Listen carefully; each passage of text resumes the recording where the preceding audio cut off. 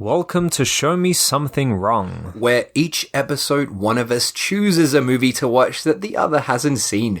The movie is often obscure, usually odd, and always wrong. I'm Dave. And I'm Guy. And this time I've chosen the movie, and it is The Black Cat, not to be confused with Lucio Fulci's The Black Cat, or The Black Cat with Bela Lugosi and Boris Karloff, or the Stuart Gordon Master of Horror. That's a good one. Horror episode called The Black Cat, or the Japanese one, or Kuroneko, yeah, or Dario Argento's segment from Two Evil Eyes, also called The Black Cat with Harvey Keitel.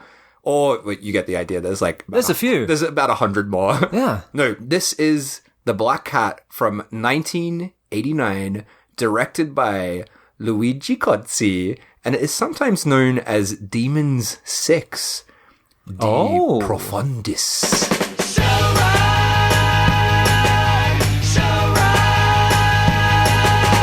Alright. Well, with that out of the way. Bloody hell. Yeah, there's a lot of films called There really is. It's a very generic title. And this should not be called The Black Cat, but we'll get into that later as to why it is called The Black Cat. But maybe first, let's begin with our boy, Luigi Cozzi. Yes, who is this fella? Do you know, you must know Luigi. Luigi. I have said a multitude of times, I'm very bad when it comes to Giallo's Italian horror. Sure. I may have seen his films, but I'm terrible with names. I've only seen really a handful of the major players of this genre. Okay. Well, I think he's probably best known as being Dario Argento's mate. Like, that's like, that's sort of how he's known. His mate, really. I think any horror nerd of a similar vintage to us has probably watched hours of footage of this guy talking about Argento on like Anchor Bay DVD special features. He just always shows up. He's the guy that you get to talk about other Italian films, basically. Right. Let me tell you a little bit about Please do. Cozzi. So while he did make a few no-budget movies when he was a very young guy in the late 60s, he actually started his professional career essentially as like a professional movie nerd. He was a journalist, just writing about sci-fi and horror. So he's a big sci-fi geek. But he contacted what's it called, like Monsters magazine, that like famous horror magazine, and he was just like, hey, do you need an Italian correspondent? And they were like, yep, sure. And so why not? He would interview all these like famous Italian directors, like Mario Bava, people like that, and became friends with them through doing that. And this is back in the 80s? This is in the 70s. 70s? Yeah, even like the 60s. Wow. Like 60s and 70s. So that's how he started as a journalist. And then after giving a good review to Argento's first film, The Bird with the Crystal Plumage, apparently Argento's dad was like, hey, this guy actually likes your movie. Everyone else hates it. So you should meet up with each other. You can be friends. Yeah, you can become best friends. And that's how their friendship was born. So yeah, Argento ended up hanging out with Luigi Cozzi and ultimately invited him to write with him. Cozzi wrote on some of Argento's early efforts. They came out in the same year, but The Cat O' Nine Tails and Four Flies on Grey Velvet. Have you seen Four Flies on Grey Velvet? No. Mate, I watched it last night. It was actually the last remaining like good Argento film that I had left to watch. It's fucking great. Is it? I know you're not a big Argento guy. Know, I've seen like a handful of his films, and every time I'm just like, I get the appeal, but I just don't really enjoy them. Sure. Actually, I was gonna say, can I guess what your favorite Argento film is? Can I just take a guess? You know what? You can guess, but I don't even know if I know my favorite. Oh, really? Argento. I was gonna say I could imagine you loving Phenomena, the one with the bugs. With what's her name Jennifer in it? Connelly. Yeah. I do like. I feel like that would be one that you love. Yeah. But yeah, we can get back into Argento a little bit later. Pop up a bit later, yeah. So anyway, Four Flies on Grey Velvet. Argento apparently was like, so I've got a title for a film. I want to make a film called Four Flies on Grey Velvet. I don't know what it's about. Come up with the idea. Came up with the title before the film. Yeah, okay. So I think he had maybe a vague idea of the plot, but he really wanted to call it that. but had to work it into the plot. Right. And the way that it's worked into the plot is pretty outrageous. It's like very silly. I'm not going to say it because it'll ruin the twist of the film. Okay. But yeah, definitely worth checking it out to see how Cozzi wrote that into the film. So yeah, he worked on that. So he became a screenplay writer for Argento. Kind of. So he worked on the script of that film, but he also worked on Four Flies as an assistant as well. So he actually was invited to the shoot, and that was like the first time he was actually on a film shoot. So he shot a lot of the second unit footage that's in Four Flies on Grey Velvet. And yeah, that was, I guess, his first experience on a professional shoot, not his like no budget stuff that he made.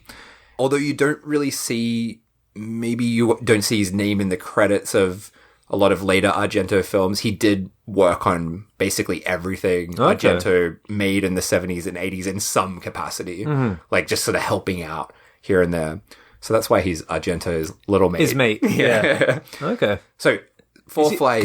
Is he still kicking around on Argento's later films? I don't know about... I have no idea about the late... I try to... I pretend that Argento masterpiece of Dracula, was it Dracula 3D? I try to pretend that he didn't make anything after the 80s. I try to forget about all that stuff. But yeah, Four Flies on Grey Velvet was a big success. Giallos were like all the rage at that time. And because of Luigi Cozzi's association with that film, he started getting calls from producers to work on other stuff. He got asked to write another Giallo for Argento. So Argento was going to direct it. But then Argento said, hey, why not let Luigi direct this one? Okay. Give him a go. It's pretty nice. Yeah. Well, it's his little mate. Yeah, his little mate. And this is where his directing career began.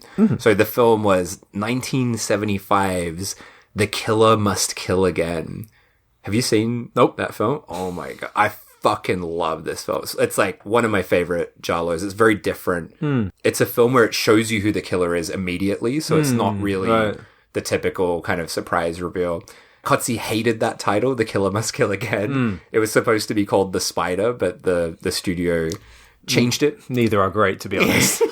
The Spider. I like The Killer Must Kill Again. I reckon it's quite an appealing title. The Spider. What an awful title that. It's going to be about a man who kills, but we call him The Spider. The Spider. Getting people into his web. But yeah, that film is a banger. Highly recommend The Spider's a banger? You won't find it if you look for The Spider. But unfortunately for Luigi Cozzi, this film's release was delayed for whatever reason. And it ultimately came out years later. So it was shot much earlier than 1975. But by 1975, Giallos had kind of fallen out of popularity. Really? And the film was a big flop, which is a shame because it's a really good film. But from this point on, he would go on to make a lot of other films, genre films. His most famous directorial effort is Star Crash. Have you seen Star Crash? Nope. Oh, I think you would enjoy it quite a lot. So it's an absolutely absurd Star Wars ripoff, starring Carolyn Monroe, who's also in this film, Christopher Plummer, Joe Spinell, from Maniac. Yeah. So him and Carolyn Monroe back together, and David Hasselhoff from Baywatch. That's an interesting cast, isn't it? And it's imagine Star Wars, but much dumber and much cheaper. It's pretty great. Oh, that sounds quite fun. Was it like a sci-fi film? Yeah, it's a sci-fi. Does it have any like Giallo aspects in it? No, it's just a straight up sci-fi. Cozzi is not really. He's not a Giallo guy. He's actually a sci-fi guy, which we'll talk about more later as well. As well as that, you might have seen this one. He made another really great rip-off film called Contamination. I know that one. Which is an alien cash-in. And it has a fucking great Goblin score. It's actually got my favorite Goblin track. Maybe we could play that underneath this part. It's so good. Like the theme song is just so good. Have you seen that? I've seen Contamination. Yeah, that's pretty great. That's a good one. Really gross and so that's violent. Done by that's Cozzi. Yeah, that's one of his films. Oh, hey. Other films he made include Paganini Horror. Have you seen that? Oh, it's in that. Yeah. I like that one. Yeah. So that's a pretty fun, stupid horror film. And he also made the Lou Ferrigno, the guy that played the Hulk back in the 70s on TV. The one who's painted green. Yeah. So he made some Hercules movies with that guy. And I think you've probably seen a scene from the first Hercules film, because it's quite a big clip on the internet of Hercules throwing a bear into space. Have you seen that? I've not seen that. It's really that funny. Great.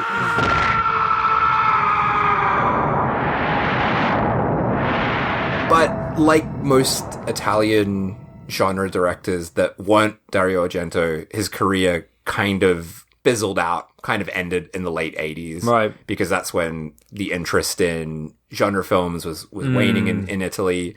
That was sort of, not quite, come back to that later, kind of the end of his career as a filmmaker. And famously now, famously for nerds like us, he runs the Profondo Rosso movie memorabilia store in Rome, which is owned by Dario Argento. So I've got a little tale for you. Oh, I love a tale. Maybe I've not, I would have thought I would have told you this before, but I went to Rome 10 years ago. Right. I did a big Europe trip with Tana, and we went to the Profondo Rosso store. Yeah. And keep in mind, like, I'm a big Argento fan, and I'm a huge Cozzi fan as well. Like, I love his movies, right? So I was pretty nervous and excited to go. So we go into the store, and it's like a tiny little shop. And he's an interesting guy, right? He writes a lot of books. So Cozzi was there? Yeah. In this. Okay. Yeah. So we walk in, but first we just see all these books, like, written by him. Just, like, shelves of books. Right. But it's not just about films. Like, he's got one about the making of Profondo Rosso, stuff like that. But then there's, like, books about aliens and the pyramids and all this sort of stuff that he's written. And yeah, he's just there behind the counter. It's fucking Luigi Cozzi. And it's just us in the store. But I was a bit too nervous to say anything to him at that point. But there's also, in the basement of the store, there's a museum. As I should say museum in quotations, a museum. Okay. It's essentially like you walk downstairs and it's got him talking over the top. So he's like, "Welcome to the world of Dario Argento." And you walk down and like there's like all these rooms with like bars in front of them, like they look like prison cells, and they'll just be like props and stuff from Argento's films. You go past the first one, it's got one of the demons from Demonia, like demons just like sitting there, and then you turn over and the little kid from Phenomena is there, that deformed kid. But then you keep going down, and at the end, it's just Freddy Krueger. What? There's just a statue of Freddy Krueger there. But yeah, Tana and I were like loving it and just walking around in here. We actually stayed so long it looped his like voiceover. So we did like the whole trip because he like talks about each exhibit. We checked that out, and then I bought some things, but still didn't really say anything to Luigi Cozzi. And then we left the store and we were out the front, and Tana's like, "You've gotta say like something to him. Like you gotta talk to him." And I'm like, all right, fine, let's go back in. Is he like, did you forget something? Yeah. We walk back in, but Tana walks up to him and she's like, "Are you Luigi?" And he's like, "Yes, I am." Luigi. I asked him, "Are you Luigi?" Didn't even say his last even his full name. So that's how we broke the ice Luigi. And had a little chat to him, got a photo with him. Lovely. And yeah, he's just a really, really nice man. Yeah. And I think that's why... he's worked with a lot of very well-known filmmakers, and he worked with Argento so much. And I think it's just because he's so nice. Like, he's just a nice guy. Yeah, pays to be nice. For this episode, I was kind of struggling to find much information on the Black Cab. So I'm like, well, Luigi Cozzi is a pretty nice guy. Right. So maybe I'll reach out to him and just ask him some questions. Right. Ages ago, months ago, I sent him a message on Facebook and just didn't get a reply. So I'm like, I guess it's not going to happen. And then maybe I'm going to say maybe a month or two after I sent the message, I just suddenly got a reply from him. And he's like, "Yes, email your questions here." And so I got the help of an Italian friend, Ilea, to do the translation of the questions and the answers, just to add a bit more context to this episode. So thank you very much, Ilea. Thank you, Ilea. And thank you, Luigi Cozzi, for answering my questions. That's mad that he actually got back to you. Yeah. Yeah, I was not expecting that. I was like, at first I'm like, I guess he doesn't use this Facebook. Sure. That must be why. And then, suddenly, there you go. Did you say, I'm the person who met you 10 years ago, and my girlfriend was like, are you Luigi? I don't think he would remember that somehow. I think he gets that quite a lot. But yeah, so a lot of the information I'll sprinkle through this is directly from Cozzi himself. But before we get into the film, I think I just want to immediately talk about the thing that is most significant about this film and kind of the reason I chose it. When I first saw this, I watched this quite a while ago before it had its like big Blu-ray release and stuff.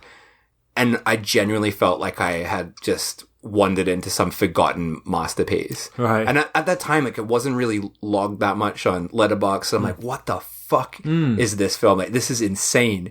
And it is a meta sequel to Suspiria and Inferno. Right. Which just absolutely blew my mind when I watched it. So maybe before we get too far into it, maybe we could talk a little bit about Suspiria and Inferno. So I know you're not the biggest fan. Yeah, I of can't Argento, add anything to this conversation. But what do you think of those films? You don't like those films? You know what? I watched Suspiria. I've only seen Suspiria once a long time ago because everyone raved about it. And I remember watching it and I agreed with everyone's points of the soundtrack is fucking amazing and the lighting is beautiful. It looks and sounds fantastic. But the story itself just did not grab me whatsoever. And despite visually it looking very pleasant, I just didn't find it that entertaining for me. That was something I always found strange when they remade that. It's like, what are you remaking? There's not really much of a story in that film. It's a visual and audio kind of experience, right? But yeah, for me, like, Suspiria was like a life-changing movie. Like when I saw that for the first time, I had never seen anything like it and was just blown away by the way it was shot and just the way Argento does shots. Just because he's like, oh, this will look cool. Like, I'll just have the camera, like in Tenebrae, I'll have the camera go over the entire house for this scene for no reason. Right? Yeah. And that was like maybe the first of his I think I saw was Suspiria. I need to give it a rewatch because I think I might be stuck in my old mindset because I did watch his films when I was like 18, 19, 20 or something. So yeah, I probably should give them a rewatch with a new kind of state of mind. But yeah, I watched that. Tenebrae, I don't remember at all. And I remember watching Opera as well, which was fine. Yeah. But again, I'm just like, I don't know. There's something about them I just don't find particularly entertaining for me. It is weird though with Argento because I remember like thinking like, wow, these are like the best films I've ever, like best horror films I've ever seen. And I just thought they were like complete masterpieces, right? All of his best films. And he made so many, like from Bird with the Crystal Plumage up until Opera. I love everything he made, everything. Then it's all shit after that. Just immediately shit. But like, I remember starting to meet other horror fans who just hated him. And he really is a love him or hate him kind of director, which kind of shocked me when I first like met people who were like, oh, the music's good, but everything else is shit. And I was like, what? Like, are we watching different films? So some people just don't like what he's about. And he is, of course, like, it is style over substance for sure. His films, definitely. But, oh man, like, I love his stuff so much. And I actually like Inferno even more than Suspiria. So that's the sequel to Suspiria. And it's even further down the path of like, the story is almost incomprehensible. Okay. And it's just like beautifully lit, insane kind of scenes. I mean, hear you saying that though. I mean, I feel like those are the kind of films that I like more now as an adult. So I might give them another try. Yeah. I would say give him another try. I would say start with Tenebrae because I can't imagine you not enjoying that. Sure. Tenebrae is just a perfect film. It's so gross and sleazy. Right. And it feels almost kind of like trashy and cheap, but it's still shot in that kind of Argento over the top sort of way. It's funny, when I was in Italy, hearing the Italians talk about Argento is also quite an interesting thing. No, I didn't bring him up, but I was listening to one of the festival organizers talk about him, and she was the organizer of another festival who had like applied for grants and got permitted to do screenings overseas and stuff, and she was like, yeah, you know, we have Fulci and Argento, so all the other countries, they fucking worship us. They're like sucking our Italian dicks all the time. And I was just like, right, fuck, okay. So it's like, yeah, we get a free pass to do whatever the fuck we want because we have like royalty in our home country. Yeah. I was like, that's interesting. Well, yeah, he's still, as terrible as his newer films are, he's still making stuff now. He had a film came out last year, I think, called Dark Glasses, I think it's called. I haven't watched it yet. Dark Glasses. I think that's what it's called. It's like a return to the Giallo stuff. But yeah, he makes me a bit sad now, though, because I think he misunderstands why people liked his films. Right. I've read interviews where he's like, all people care about with my films is the gore. And that's what his new films are like. They're just really gory, but they're shit. Like, they're soulless. Like, there's no... Yeah, like, what people like is the mad fucking shots and lighting and music and all of that is just gone now, which is a real shame. But he's also, like, nearly 80 years old, so... Wasn't he in a film? Was it Gaspino film? Yeah, I haven't watched that. No, right, no. Yeah, I'm very interested to see that, though. That's bonkers that he's... It's a pretty great combination. Yeah, I'd like to see that. No, I really want to see that. But yeah, so this film, The Black Cat, is kind of a sequel to Suspiria and Inferno. And I just wanted to talk about, before we get into it, the writing process for this, which is quite interesting. So from Cozzi himself, this is what he says about writing this film. The writing process for The Black Cat began with an idea from Daria Nicolodi. You know who that is, right? No. Argento's wife. Okay. And Azea Argento's mum. Right. Yeah. It's just like, okay. So like Italian horror royalty from Deep Red and like in so many movies, right? So she also wrote Suspiria with Argento. She wrote it with Argento, and she wanted to complete the trilogy when Argento seemed uninterested in doing so. Daria proposed her idea to me, and I started working on it, but I changed it because I didn't want to interfere with a potential future project of Dario's. Since I changed it too much, by the time I finished, Daria no longer felt it was hers and did not want to sign her name to it.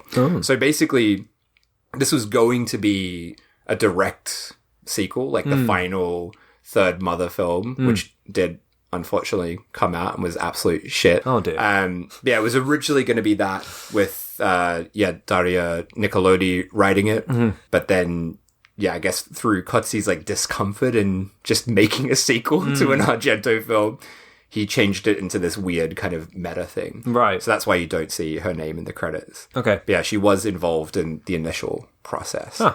Yeah.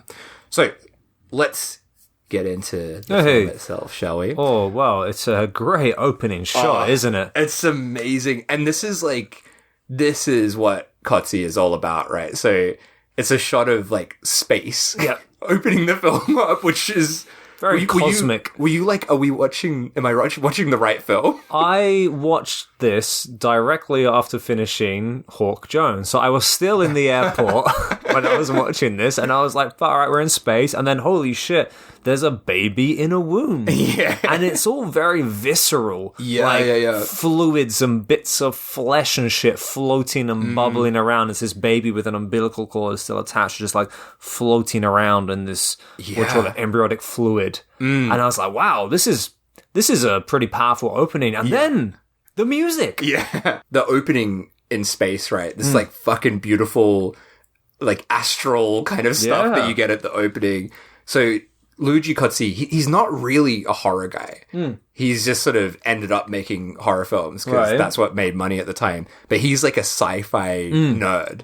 And you can see it in this. Like he didn't want to make a witch film. He wanted to make a sci-fi telekinesis sort of story.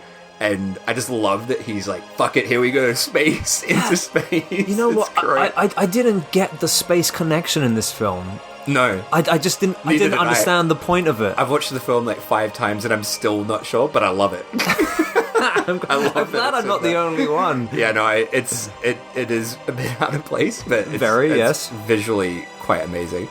But yeah, rock music kicks in, and tell me you know. I don't know. Yeah. You know what? This is the one thing about this film, and I'm sorry to. The first thing for me to say about this film is a fucking negative thing, but the music in this was such a massive put off. Right. Not the score, the soundtrack. Yeah, the soundtrack, yeah. It's all like ridiculous bad 80s rock. I can't tell you why, but this is like an Argento influence for sure. Right. Because if you watch Argento films like from... I can't remember what film it would start from. Maybe from Phenomena. He starts putting in like hard rock and metal. Right. So you've got like Iron Maiden like blaring over scenes and stuff. It is like a late 80s Italian thing. And I kind of loved it. You know what? And I get it. I was like, yeah, it makes sense given the era. But if this had been actually scored...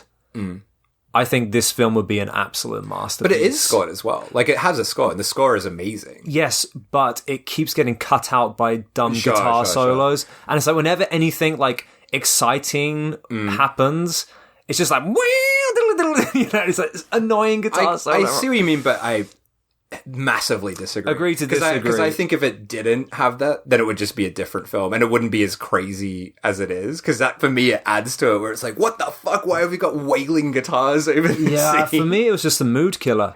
Like, it really just took me out of the scene. In a way, I agree with you. It would probably make it better, but it would make me like the film less. Right. Definitely. Because it's part of what makes this so crazy. But yeah, anyway, we've got some ridiculous rock music playing, and we've got 2 cool ladies driving along in a car. One is stroking a gun next to her. The other is a lady with sunglasses on. The car pulls into like this sort of, I guess like a warehouse kind of area. It's all like very garishly lit. The woman who is stroking the gun gets out. We hear a black cat meowing. Well, hey. The woman who has the gun is walking around calling out to someone. And then, out of nowhere, the woman with the sunglasses just has her throat slit. It's a pretty good throat slit. Yeah, by a guy in a white mask. It's very classic Giallo, isn't it? It's a direct reference to Blood and Black Lace, the very early Giallo film. Right. Like, it's the same costume. Right. Which, that costume is in Luigi Cozzi's museum. In the Profondo Rosso store. Well, hey, next to Freddy. Yeah. It is, actually. I think it was next to Freddy. But yeah, so sunglasses lady, she's done. Throat slit. She's done. And then, the other woman walks into this, like, old house that's on the street or whatever it is. And, that masked killer stalks her around the house. While this is happening, we're getting the credits coming up as well. Maybe you didn't know who directed this, so you might not have been paying attention to any of the names in the cast. But it just says directed by Luigi Cozzi. Yeah, okay, yeah. So I was going to explain. Please do. That. I have some questions. So, this is a film made with American money, right? So there's like American funders to this. Actually, on most of Cozzi's films, he's credited as Louis Coates because Americans did not want to have like an Italian name as a director because they thought it would put people off with the idea of it being an Italian film. Although, in this case, it's quite weird because this film is so Italian and makes references to a lot of Italian things, does not hide the fact that it's set in Italy, but directed by... Doesn't feel anything like an American film whatsoever, but... Louis Coates. Okay, interesting. So, he does use that name quite a lot. I was quite confused. Like, wait, what are we watching? I was wondering, because we're essentially watching a film within a film at this point, right? So I was wondering if these are like the credits to this fake film. Because we're kind of watching the Black Cat setting. Yeah, you're right. So, like, we see that masked man attack the woman, and then we just hear cut. Yeah. And the guy directing the film is my favorite Italian director playing a role in this. So that is Michelle Soave. What's she done? He Sorry, Michelle. The director of Cemetery Man is the most famous thing Suavi did. Oh my god, dude. I have wanted to see that for so long. I've had it on my watch list for ages. I remember seeing just a screenshot of it years ago, and I'd be like, gotta watch that one day. I don't know if you'd like it, though, to be honest. You maybe give it a shot. It's like a surreal zombie film. But yeah, he made that, which is amazing. That's actually my favorite Italian horror film of all time, I think. Right. And he also made The Church, which is pretty well known, and The Sect that not also connected with Argento somehow? It's like a fake Demons sequel. Right. Basically, yeah. So it's often, I don't know, like Demons 4 or some shit like that. Right, okay. But yeah, no, he is connected with Argento. So he shows up. He's a director, but he will show up in cameos in Argento films. He's like always showing up. And he's in Fulci films as well. But yeah, he just shows up all the time and stuff. But he's a really great director. But yeah, that's him playing a director, I guess playing himself. Directing the Black Cat. You see the clapperboard that says the Black Cat. So the film we're watching has nothing to do with the Black Cat. I'll get to that a bit later. Yeah. It's like just the opening scene. They're filming a film called The Black Cat. That's a story unto itself. Well, that's when I was like, wow, this is a very meta film we're watching here. Well, it is, very meta. So Suavi is comforting the actress who was just in that intense scene with the mask killer. And another woman is watching this, Nora, who's getting ready for her scene. Nora is played by Caroline Munro. You know who she is, right? So this is like the friend of the main character in this. Oh, the kind of like the bombshell kind of like big head, big tits, long leg. Who is she? She is a very, very famous British actress. She was in like Hammer stuff back in the day, but you probably know her best from Maniac. She's the female lead, I guess you would say, in Maniac. She's actually I can't place her in my head. Yeah, she's kind of, to be honest, the only thing I don't like about Maniac. I like her, but the idea that she would like Joe Spinell. It's like, she's like this beautiful woman and he's an absolute monster. Yeah. But yeah, she's a real, like, prolific actress. Okay. Yeah, she's in Cozzi's Star Crash. She's like the lead in that as well. Darth Vader. Actually, Joe Spinell plays Darth Vader in that. No way. Yeah. So it's kind of weird. But yeah, so she's probably definitely the most well-known person in this film, for sure. But yeah, the actress that we saw shooting that scene, we finally get to know who she is. She is Anne, played by Florence Guerin. She's not in too much. She's in the Jess Franco film Faceless. Is this the main lady? The main actress, yeah. Oh, okay. Has she not been in that much? Not a huge amount. She's in stuff, but not a lot. Oh, okay. The only thing I'd seen was Faceless. She's amazing in this. Yeah, she's really good. And absolutely stunning, I'll add. Yeah, she's a very attractive lady. Because I think the other woman who you mentioned before in the Hammer stuff, she's kind of casted as the babe. Sexy babe. Yeah. But Anna, is it? The main lady in this. She was absolutely stunning. Yeah. And she kind of had like, almost like, what's her name? She looked like Winona Ryder when she was like in her like 20s I was going to say that. Like, Caroline Munro looks more like a classic, like 1970s. Kind of like Bond babe. Exactly, kind of yeah. And yeah, this actress, she feels more like a kind of late 80s, 90s kind of type, right? And it's funny you say Caroline Munro looks like a Bond girl, because she was. Hey! Yeah. Really? No way. I haven't seen it, but she's in The Spy Who Loved Me. Okay. It's like a Roger Moore one. I don't think she's the main Bond girl, but yeah, she is a Bond girl in that. I fucking nailed that one, didn't I? But she really does look like, But yeah, Anne is bitching about the director that she's working with on this Black Cat film with Mark, her husband. So Mark is played by Urbano Barberini, who is actually also in a Bond film. He's in Casino Royale, like the Daniel Craig one. The recent one. Yeah, so he's a very successful actor. He's in a lot of stuff. But I will always know him as the cunt from Opera. So he's in the Argento film Opera, and I fucking hate his character in that so much. So whenever I see him, I just get this like rage. So when I was watching this, I'm like, fucking hate Mark. Mark sucks.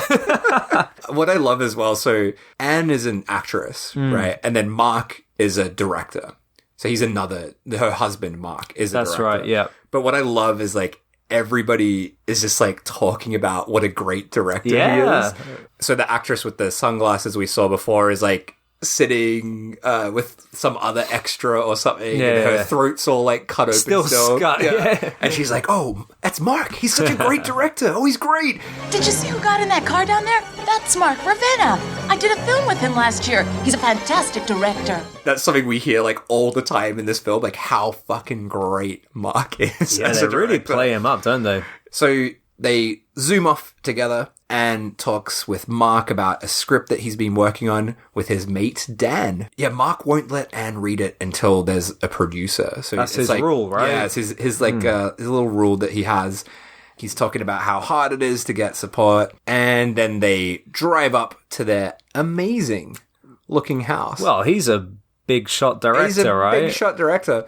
And according to Luigi Cozzi, the house was real, because I was like, is this a real house or is it a set? Like, what is it? So it's a real house. They took him around the suburbs of Rome. A family was living there, and he was like, I have to film there because it's just incredible looking. But there's definitely sets because they destroy shit. But yeah, from the outside at least, that's like a real house, which is kind of amazing. Very impressive. Very well-off family. So they head inside looking for Sarah, the babysitter. She's busy listening to some banging music. Yeah, which I'm sure we'll hear a bit later in the score. Okay, no. So she is played by Luisa Maneri, who is in a bunch of Italian stuff, nothing of particular note. She's in Diodato's film Body Count. Didn't see it. Not worth seeing. It's just a crappy slasher that he made. But yeah, she's in a bunch of stuff. Right. Nothing special though. So it's so harsh to like dismiss her career. Nothing special. But we get like this, I love the way that this film is shot. It's so weird. So like when they're talking, there's this weird steady cam shot, and it's like almost kind of sickening the way it's moving around the room. Right. But nothing scary is happening. It's just this bizarre fucking shot. Yeah. Anne takes her hollering baby. It's like screaming. The baby's called Mark Jr., by the way. Oh, so, after the big shot director, yeah. And again, Sarah, the babysitter, starts talking about Mark being a director and just complimenting him over and over. And she has a cousin who's a huge fan, right? It's like, oh, he's so great. My cousin loves him. At this point, it started to remind me of The Room. You know, in The Room, where like everyone's talking about Tommy Wiseau's character. He's like, he's such a great guy. He's so great. It's like that in this. He's like, he's such a great director. He's so good. I thought you were going to say The Infernal Rapist, but I was like, you're so handsome. Your hair is so amazing. Yeah. It's kind of like that as well. So the cousin is going to come over to meet Mark, who's some kind of big fan. At some point. So then cut to another pretty amazing looking house, and Nora, Carolyn Monroe, who we met before, comes down the stairs, no pants on, to have a chat with her husband, Dan, played by Maurizio Vado. Now, has he been in stuff? Because he seemed kind of familiar. Yeah, he seemed familiar to me, but nothing jumped out at me. He's actually not, he's not even credited. Oh, shit. Yeah, just looking at his filmography. I mean, he's in a lot of Italian stuff. There's a few that I've seen. He's in Escape from the Bronx, which I've seen. Not a big role though. He plays bald reporter in that. Well, that's a pretty big role. Yeah, I felt the same way. Like I felt like I recognized him. You know what? I don't know if it's because I may have seen him in another film that I thought I recognized him, or for the reason that I couldn't help but think he looks like the Italian version of, and I can't remember, I don't know the actor's name, but it's the actor who plays bass in Spinal Tap. You know, this is Spinal Tap, who does all the Simpsons voices as well. Yeah. Harry Shearer, is that him? Name is? He looks like the Italian version of him. It could be that, yeah. But I got the same feeling. I'm like, he must be in other stuff, but he's not. Also, in this scene, I want to go on a bit of a tangent here. Pantsless Carolyn Monroe walks past a massive Godzilla statue. Oh, really? Did you see? Did not clock that. So I want to go on a bit of a weird tangent. Okay. So something very funny about Luigi Cozzi. In 1977, Luigi Cozzi decided he wanted to cash in on the 1976 remake of King Kong. Okay. he wanted to cash in on it with this very mad plan to basically do a new version of Godzilla. Right.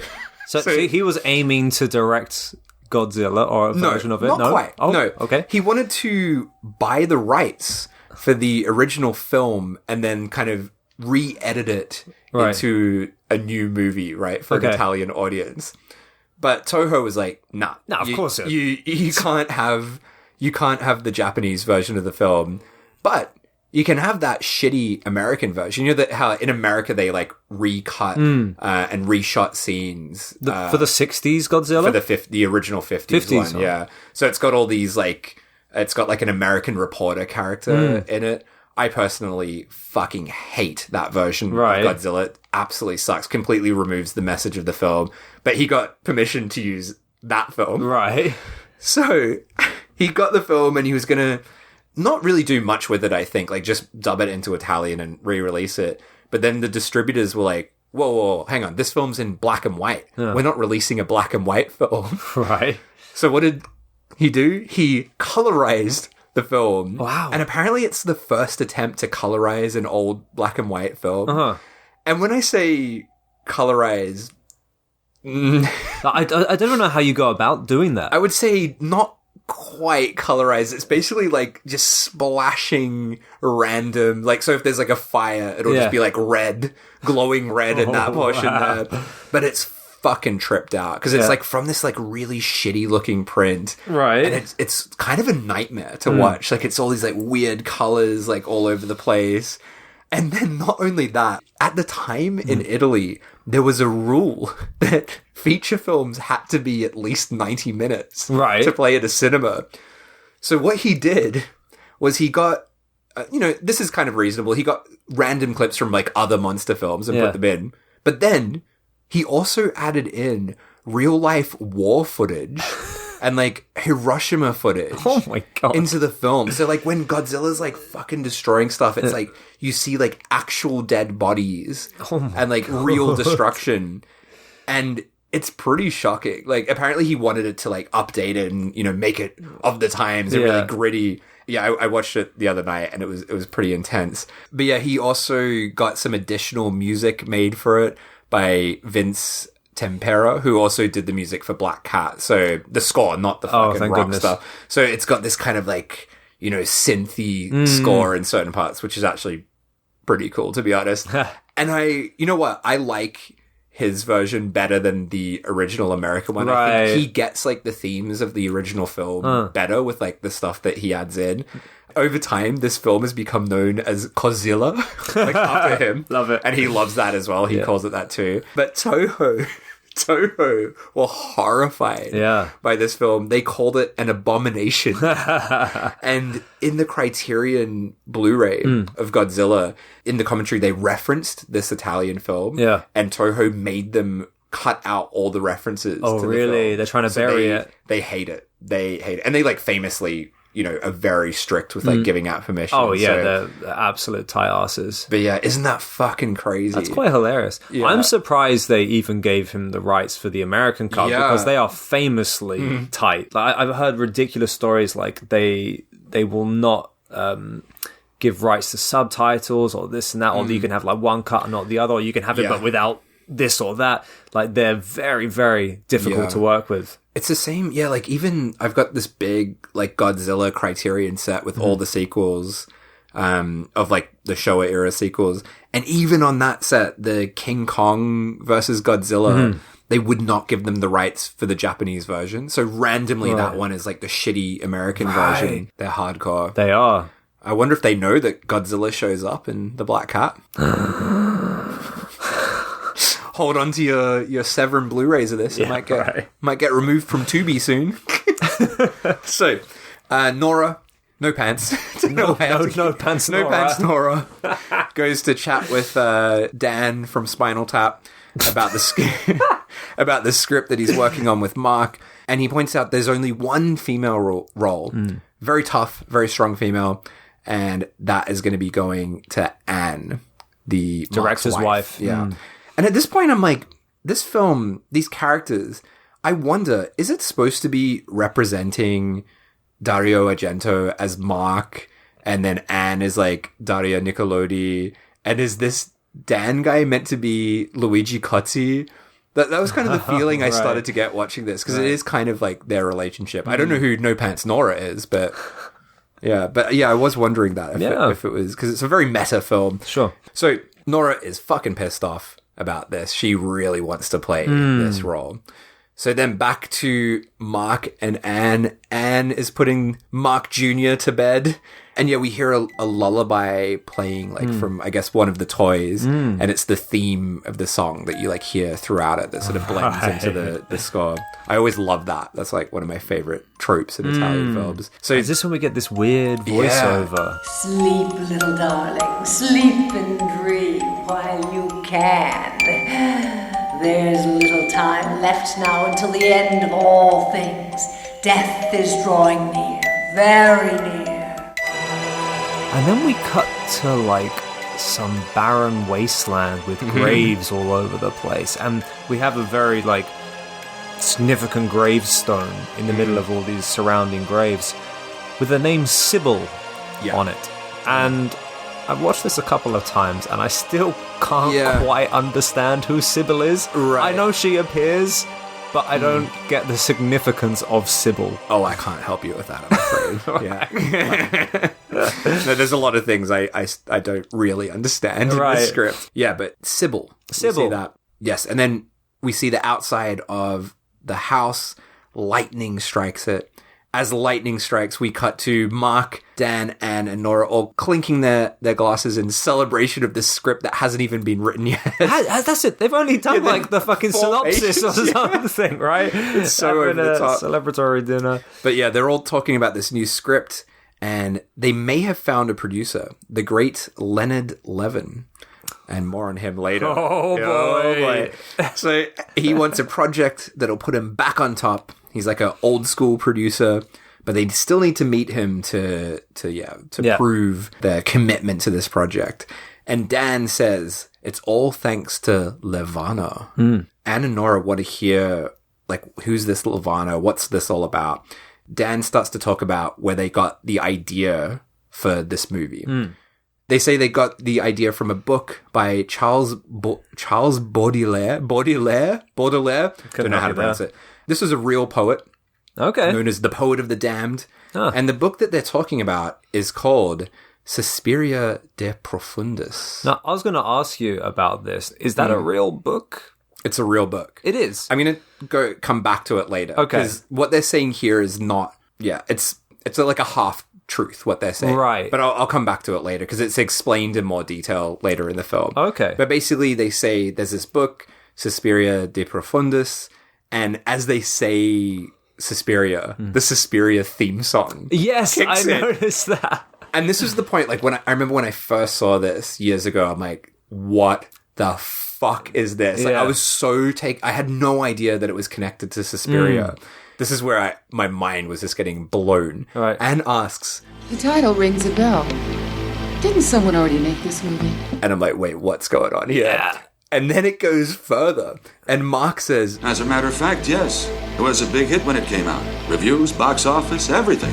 Dario Argento directed it. Suspiria. And I must admit, it was very, very good. It was very, very good. It's like Luigi Cozzi giving a little tip of the hat to his mate. Yeah, he says that they're not remaking Suspiria, which is almost like him saying this to Argento as well. We're not remaking it. Instead, they're making a film called De Profundis. And they start talking about Levana, the terrible witch mother. And as they're explaining who Levana is, we cut back to that weird place we saw before, right? It's like a grave bathed in red light. Yeah. It's not Sybil's grave. It's a different grave. And the grave is opening as Mark is talking about Levana. Worms crawling around. Yeah, Mark is talking about resurrecting Levana. As he's saying this, a clawed hand comes out of the grave. Yeah. And then this sort of cobweb-covered witch comes out and she uncovers her veil. And we see this absolute fucking mess of a face. How would you describe that face? You know what? first we see her hands coming out, right? And the best way to describe the texture of her hands is very bubbly. But it reminded me of something. Yeah. So, I mean, you may not agree or may have no idea what I'm talking about, but I recently saw an image of a sex toy that was essentially like a rubber glove. Right. Like the same kind of rubber glove that you would put on to do your dishes with, right? And all the fingers were like really bobbly. I have no idea what you're talking about. And all of her, this whole witch, all her fingers, her face, her eyelids, they're all covered in these bobbles. And because we see her hand first, I was like, I've seen that hand before. And it was on this sex toy. Yes. Ribbed for her pleasure. It's ribbed for Levana's pleasure. No, it's this big bubbly like washing up glove. But yeah, she's fucking gross. It's really sickening, I think. Bubbly is the only way I can describe it. Just like boils. Covered in warts and boils. And... Yeah, it's gross. Yeah. Bubbly. Bubbly. I think bubbly is a good word to say. As we see that bubbly old face, Mark is just like listing off like this endless stream of like descriptors for her. He's like, she's the mother of madness, the counselor of suicide, the slash of the dagger, the breath of the dragon. And we're also seeing like snakes crawling around, blood dropping off her. Her eyes are glowing red, and then she zaps a fucking laser out of her eyes. Love it. That goes over Anne and Mark's house. Yeah, apparently she will not rest until she's tortured your heart to the brink of darkness, which gives us a little taster of what's to come in this film. After this exciting description of the film that they've only written a synopsis for, Nora is stoked. She thinks it's going to make them rich, even though they clearly are already very rich. Yeah. And I love as well, I think it's Mark describes the film as the hairiest, scariest horror film in the whole history of cinema. He hasn't even fucking written it yet. But like, damn it. hairiest, scariest. That's a hairy film, yeah. And yes, Levana is going to be played by Anne. Cut to after the dinner party, Anne and Mark chatting in bed. Anne she's not sure about playing the role because she doesn't want to play such a bitch. Yeah. Seems like more than just a bitch, I would say. Mark is like trying to convince her to do the role. She wants to read the script or synopsis, I guess you would call it. Heads downstairs to find it. Then cut to Dan and Nora having a little kissy in bed. And it's like this sexy veiled bed. Oh, this is so unnecessary. It really is just like, they just threw in a sex scene.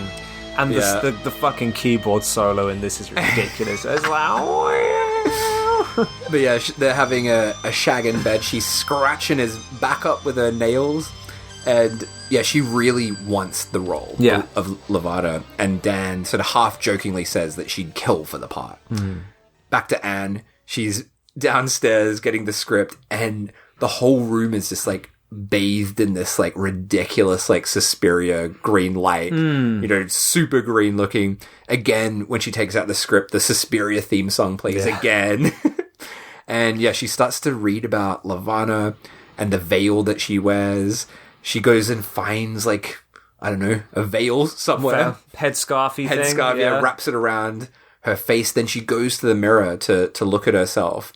And as she looks at it, the mirror suddenly shatters, explodes, and a fucking disgusting, bubbly Levana comes flying out, wailing guitars start playing. Jesus, yeah. And she's like, "You can never be me!" It's like really sudden. You can never be me. And it gets fucking gross and yeah, dude, I was not ready for this when I started watching it. Again, I was just sitting in Shanghai airport like, I just watched a bit of Nirvana. And, was not ready for the level of visceralness that this escalated to. Fucking hell. Yeah, she's like... She got Nickelodeon. Yeah. A very chunky Nickelodeon. But yeah, she's pinned Anne down, and just immediately all this like fucking green vomit starts coming out of Levana's mouth. And it's like splashing into Anne's face. Yeah. Chunky green vomit. It's fucking disgusting. As someone with a fear of vomit, this is not good for me to see. Then the green turns into red as well. It turns into blood.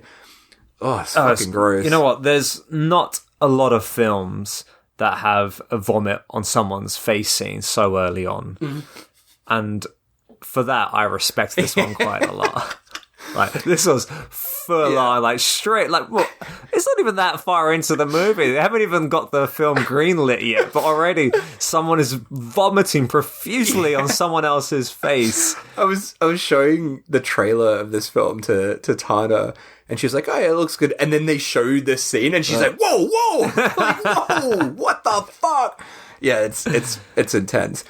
Yeah, then we see Mark, like, putting some, he's, like, making an Alka-Seltzer drink or something. Right. He's, like, putting some pills in some water. And he walks through the house. It's like this, this is probably my favorite bit of the film. It's like this really long shot of him walking through the house. And we get this amazing music. It's kind of like video game, like 80s video game sounding music. Like, wow, wow, wow, wow, sort of playing underneath. And he's walking through the house, and then we leave him. But the camera just keeps going, moving through. I'm like, this is incredible. And then the shot keeps going until we find, like, Anne on the couch, recovering from a vomity dream experience. Right. And he's trying to give her this, like, you know, drink that he's made for her. And, yeah, she's rambling about Levana, the green slime, the blood. And Mark is just like, what? It's just a nightmare. But he gets very angry very quickly in this scene. Yeah. Because he's a cunt. He's a bit of a cunt. He's a real cunt. He might be a good director, but he's a cunt. Yeah, Anne's, like, trying to explain what happened. She takes him to the mirror. And he's just like, fine. And yeah, the mirror's fine. But he's just, like, really pissed off. Like, it's a fucking dream. Yeah. It was a dream. It's like, dude, chill out. What are you getting so angry for? And we get more, like, cosmic swirls here. That's about, yeah. Love, I've just written, love this shit. Cosmic love swirls. This shit, yeah. But yeah, as they leave, Levana appears in the mirror again. Is this where we see the fridge smoking as well? Yeah. There's a lot of smoking fridges in this film. Yeah, so later on in the night, Anne's asleep, and we've got that green light again, and Levana's just like, wake up! Levana's just a fucking annoyance in this film. So we hear her voice saying to wake up, and she coaxes her downstairs, and yeah, comes into the kitchen, and what do we see in the kitchen? But why? What's with the smoking fridge? I don't know. Nothing to do with anything. Yeah, big smoking fridge, and yeah. Oh, and then she goes back to the mirror, and now we see a girl, right? And she's holding, like, this ball of light. Yeah. Is the only way to describe it. A young girl. Green orb. Yeah. And bright lights, like, pulsating and shining through. And it's great. Like, this movie kind of wastes no time getting to the good stuff, it's right? It's just like, here you go. It's like, you're in a fucking nightmare. Yeah, kid in a mirror holding a green ball.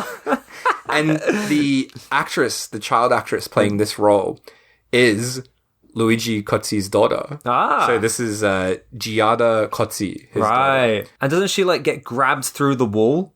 And she's, like, getting choked in her sleep. And we see more of that baby in the womb stuff. And I was, at this point, I was like, I have no idea what is going on. But yeah, it was all a dream. Wakes up again. All is well. Goes to the fridge. It explodes. Yeah. So wait, this was like, I was like, wait, hang on. So she goes to the fridge and the fridge blows up, right?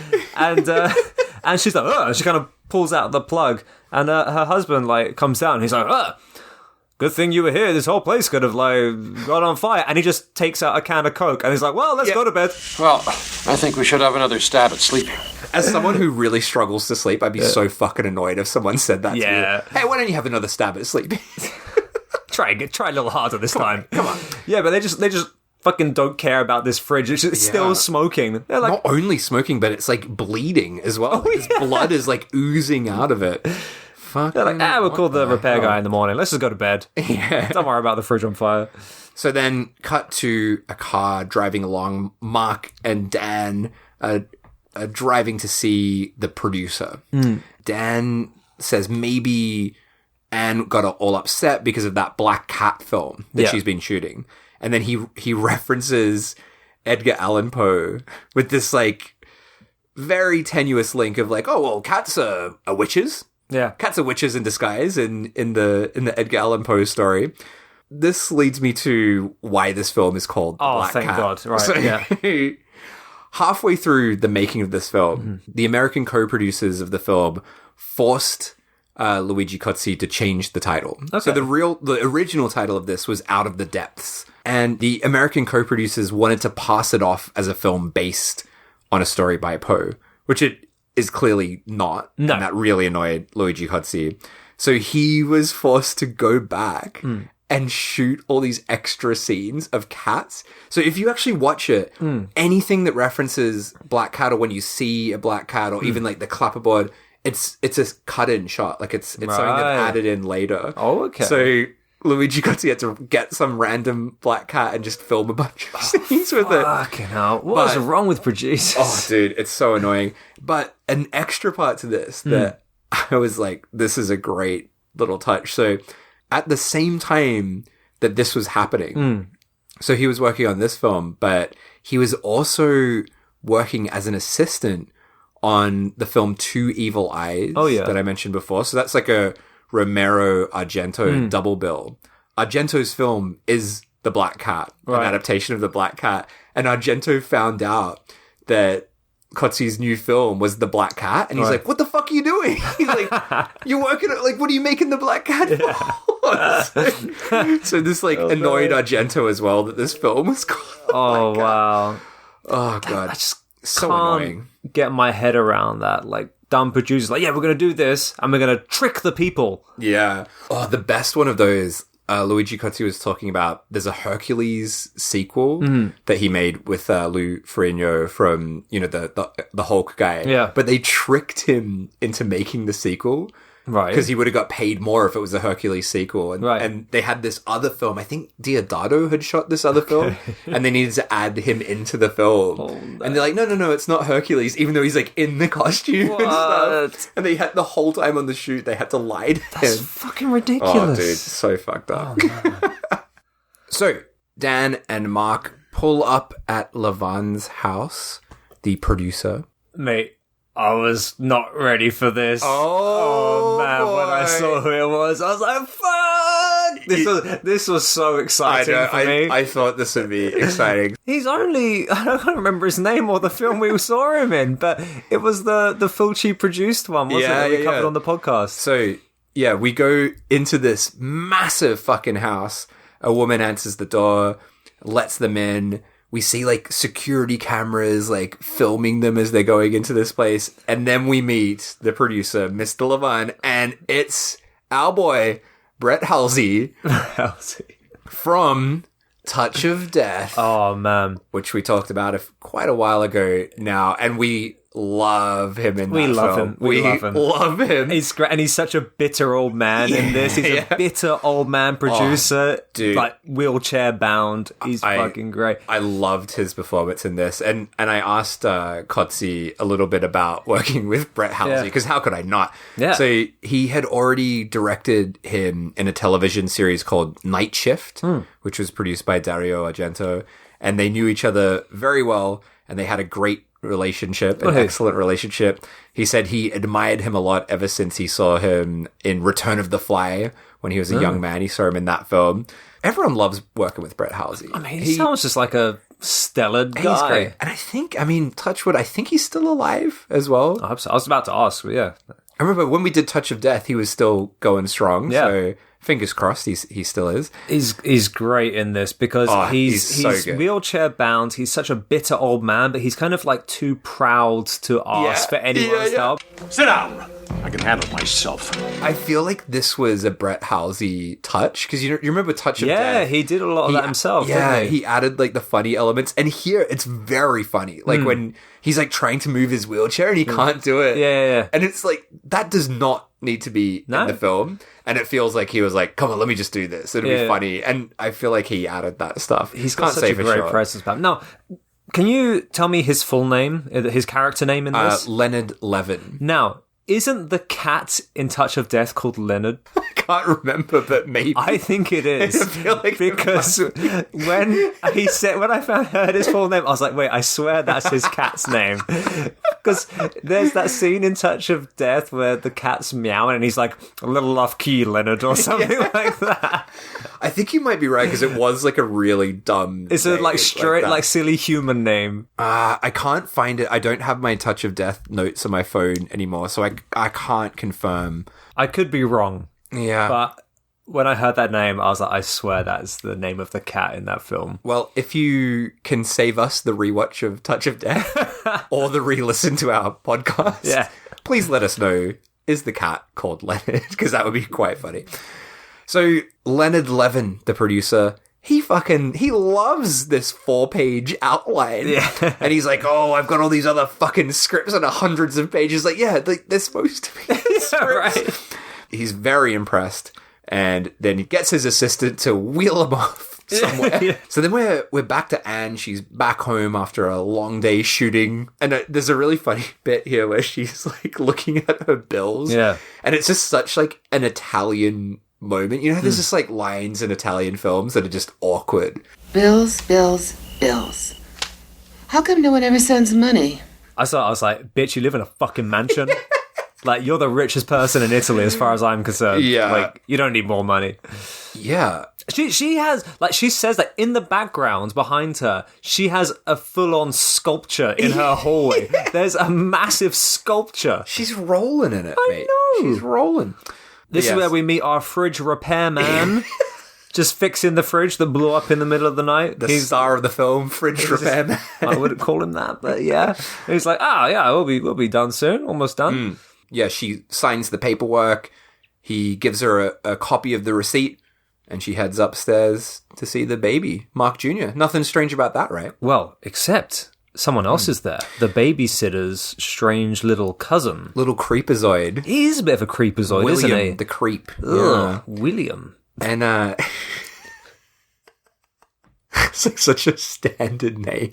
Ooh, William. Yeah, but he's like looming over the baby. Yeah, get away from that kid, mate. Wouldn't trust William. Yeah, but she trusts him. She's like, oh, why don't you rock Mark Jr. to sleep? Like, mate, don't get William to rock that baby. I would not trust that kid. Totally, just accepts that he's A little creepazoid the babysitter's kid. cousin. She's not even met the babysitter yet. Yeah. Well, then she goes to talk to Sarah, Who's listening to her music full blast as always. Mentions the cousin, but Sarah's like, oh, no, my cousin couldn't come today. Guitar solo kicks in. Yeah, guitar starts And it's like blasting. chuggy metal. It's like... So Anne runs back to Mark Jr.'s door. She's trying to open it. Fuck, it won't open. But Sarah's just like, don't you remember this door gets stuck? Yeah. And then Opens she it opens up. it. The music suddenly cuts out. And that's Yeah. what's so jarring about this film. Yeah. It's like it suddenly kicks in. It's like...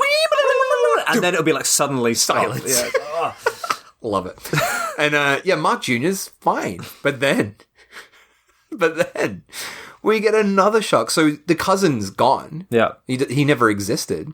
And then Anne's like, oh, the repairman, our favorite character, Yeah. the repairman. He must have brought that boy that claimed that he was your cousin in. And Sarah's like, no repairman came today.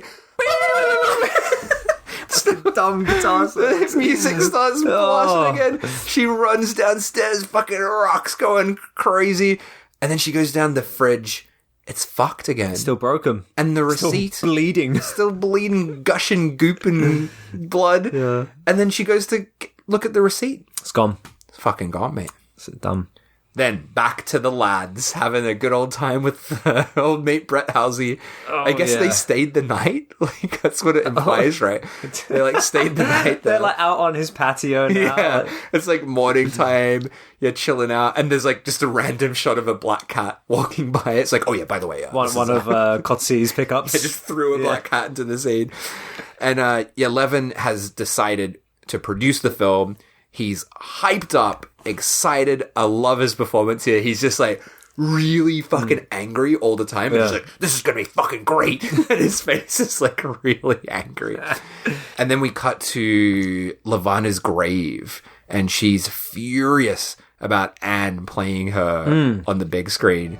You'll never be Nirvana the Witch! And then while she's saying this, we just get to see the vomit scene again. They just like play it again. Do we? Yeah, it just shows it again. Oh, and then I don't know why, but this shot just makes me so excited. So we get all these shots of like this fancy looking building, and then we zoom in on this gold plated sign, and it just says Esther Cimarrani, Occult Studies. And I'm just like, hell yes. More occult studies. This is exciting. Getting an occult studies expert now. Now, I might be wrong, but she kind of looked familiar. Was she in Touch of Death? I don't think she's in Touch of Death. However, this actress is Karina Huff. Okay. And she is in a few latter-day Fulci films. Oh, okay. I don't think she's in Wait, let me double check. No, she's not in Touch of Death, but she is in The House of Clocks and Voices from Beyond. So Okay. two of Fulci's like very final kind of films. That's what I know her from. She's a British actress. Okay. She's in a couple of other things as well. Huh. But yeah, I do quite like her in this film.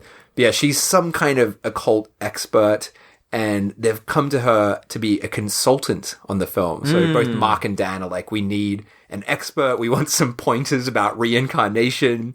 And then they mention who they're doing this script about and say Lavana's name, which makes her freak out. She's like, don't use that name. Where did you hear that name? And this is where I'll get into the other details Yeah. of this story. So she's like, it's not from that book that you mentioned. Like, it is, but that's just a translation. So this is all true stuff. So the book was translated into French and written about by this French author, but it was originally written by a British guy called Thomas de Quincey in 1845. Okay. So that's where this comes from. So just to fully explain all of this Suspiria book stuff. So if you remember before, Dan said they got the idea from a book by Charles Baudelaire. I cannot fucking say that name. So that is a real thing. It's a French translation of this De Quincey book. He was an English writer. The work was called Suspiria de Profundus, and it was a collection of essays that were basically born from his opium addiction. Oh, wow. And just all like this hallucinatory lunacy. One of the essays is called Lavana and Our Ladies of Sorrow, which begins with a discussion of Lavana, who is like the ancient Roman goddess of childbirth.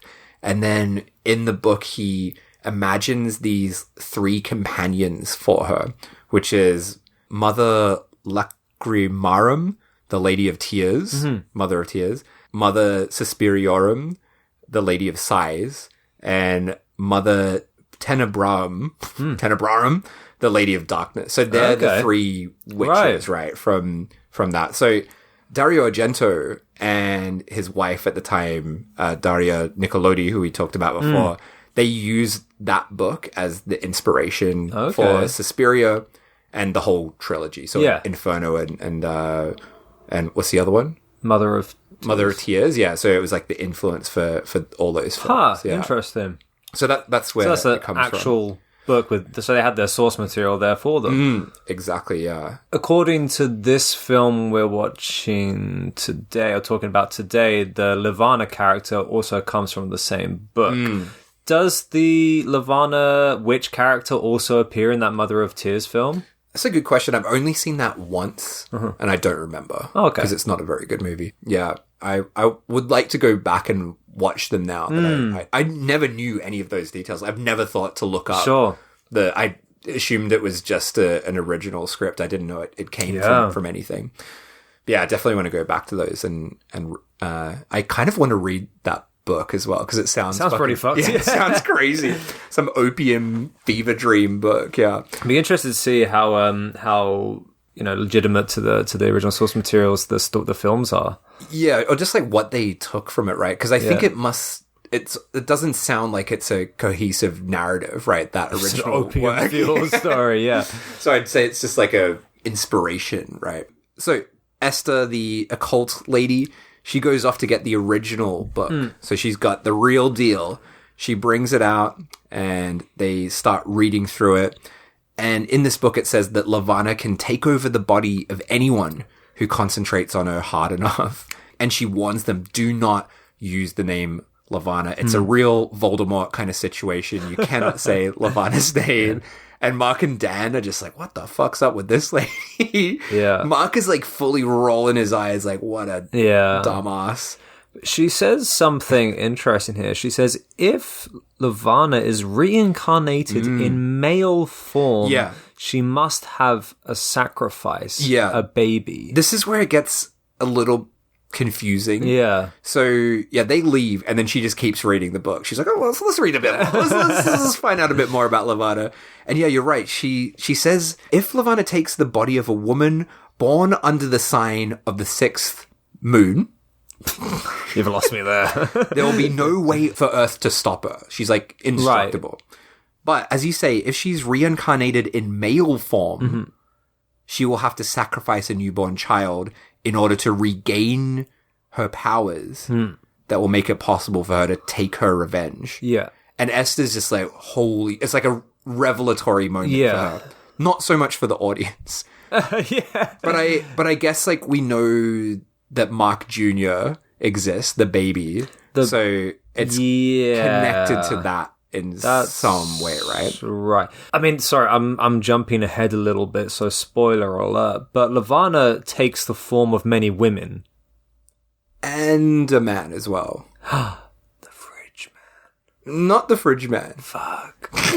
We'll get to it later. Oh yeah, sorry. So, I just remembered. Okay, fine. It's in the name. But she still needs the baby. Yeah, but I don't know. I don't really know the logic behind this, and I'm not really sure if Cozzi knows either. But yeah, so Esther freaks out, and she runs off to make a call.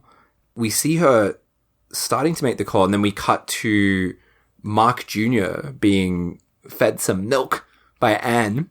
And the phone rings, so we're like, oh, it must be Esther calling up Anne, which doesn't make any sense. But Anne answers the phone, and it's not Esther, it's Nora, who says that Mark is running late, but they've sold the script. But she also says that Dan has gone to his house in the country. Oh, yeah. To write the script. These cunts are rich as hell. I know. Whenever he starts writing, he becomes a recluse and holds up for weeks at a time and just starts tapping away. And they're like, ha, ha, ha. These artists, you know. What a prick. My husband's just left me for months at a time to write. And how good would that be? I'd love to do that. And also extremely unrealistic. I don't think Luigi Cozzi has a fucking country house from writing Four Flies on Grey Velvet, you know? So, he's gone down to the country to write that. Then we cut back to Esther. For some reason, she's out in the streets now, going to a payphone to make a call. Guess her phone at the office didn't work. Yeah, what's that about? I don't know. But she calls Dan, who's at the poolside of his country place. Looks like a great place. Really These guys are rolling. These guys are rolling in the lira. Lira? Don't sing Limp Bizkit, please. She wants to speak to Mark. Called the wrong place, love. Wants to speak to Mark and says it's a matter of life or death. She hangs up, zooms off. We see a black cat meowing at her, who is a witch, according to Edgar apparently Allan Poe. A witch. Yeah, and then we just hear Levana's voice threatening her. Yeah. And we're cutting to like a brain throbbing and her heart throbbing as well. And Levana's talking about torturing her heart. And then shit goes crazy. Fucking hell, yes. So she's kind of up against this wall and her guts start like expanding and we start to see these kind of cuts on her head that start bleeding and all of a sudden we have this blood pouring down her face as she's writhing in pain but still kind of standing, and we get a lot of stretching noises. It builds and builds and builds until we get this massive stomach explosion where her whole abdomen just fucking blows up, sends guts and blood and shit flying across the screen.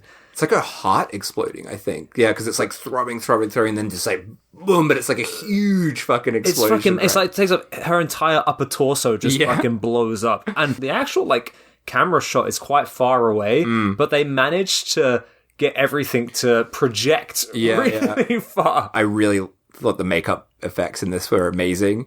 Cozzi said he collaborated with Franco Casagni, Casagni. Okay. I don't know if I'm saying that right. But he worked on Star Crash. They worked together on that. They worked together on Paganini Horror. And they also worked together on Dario Argento's opera as well. So very talented makeup artist, and was apparently a great friend of Cozzi as well. Oh, they're all friends. But yeah, it's a great effect. And really she is well and truly done. She is fuck. done. There's no coming back from that. You cannot come back. Yeah. So I watched this film the first time in the airport on my way to England, like stuck in Shanghai, and then the second time on the way back on the airplane because all the films on the flight were absolute dog shit. Yeah. So I was like, I'll just open up my laptop. I'm going to watch Black Cat again. I remember literally as that scene was playing, one of the stewardesses walked by. No. This massive blood explosion. It was absolutely great. Yeah. It is a phenomenal effect. It's the highlight of the film, I would say. It's magical. Because even though we've had that brilliant vomit scene at the beginning, we've not really had anything gory or anything that, besides the makeup, have required any practical effects. That's true. It's like the first big gory scene, right? Yeah. And they went full on with it. It's great. It's really good. So the cat that we saw at the beginning, I guess the cat had taken the form of Levana. That was Levana in cat form? I don't know. Maybe. Because cats are witches, right? He had to add that afterwards, so I don't think Cozzi was really thinking about that. Fair enough. But then we cut back to Dan at his poolside. We see the black cat again. Then we see like a POV shot coming up to Dan. He turns around and screams, but we don't see what happens quite yet. But his pool does turn red. Yeah, I didn't get... There's lots of reds and green lights and cosmic shots throughout this. Then back to Anne's house, which is also red. Yeah. Glowing red. A lot of red. And we see Anne trying to sleep, and we hear Levana yet again fucking waking her up. He's so annoying trying to sleep in this place with Levana chatting to you all the time. And she said that she's back. She's downstairs. She's waiting for her. Anne goes downstairs. There's like this red light throbbing in and out. Then we go back to Dan, who's dying. He's got like he's got like woke covered in blood. Yeah, he's got this bloodied wound on his head. Pulls himself up, walks off, and then back to Anne again in her glowing house. And we get this great shot of Levana's face, like covered in maggots. Oh, but it's like grim. It's very simple, but it's really cool. It's just like superimposed But it's like layered on top, but right? It looks really great. I really like that. Anne goes downstairs. There's like a toy train. Yeah, I love this shot. There's all like the kids' toys, like trains and cars, like running around, but it's the middle of the night. Yeah, and there's like a weird disco light that's just on, like lighting everything up. And then everything just stops moving. It stops. Yes. And then the TV turns on. Green Orb Girl. It's Sybil. Sybil. Who? Is a fairy. That's right. That's it. She says, I've been inside you since you were born. Yeah. And apparently... so she's like the baby in space, maybe? Yeah, well, she says there's very little difference between a fairy and a witch. So yeah, the Sybil Lightball girl is a fairy, apparently.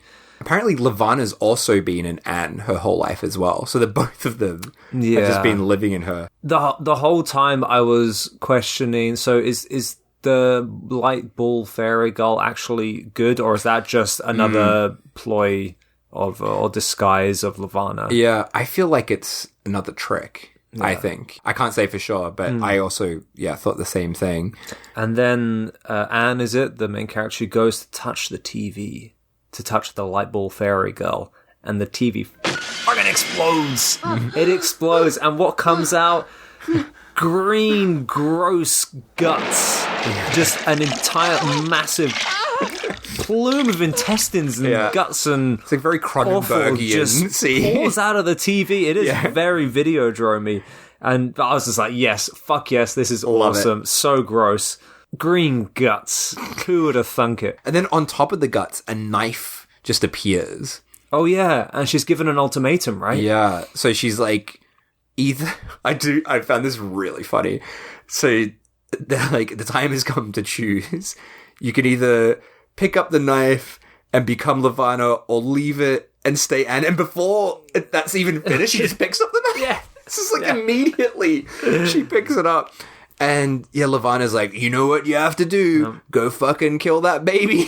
And she immediately becomes Levana. She's all bubbly faced. Heads into Mark Jr.'s room with the knife. I tell you what, the makeup for this, the Levana makeup, was fucking gross.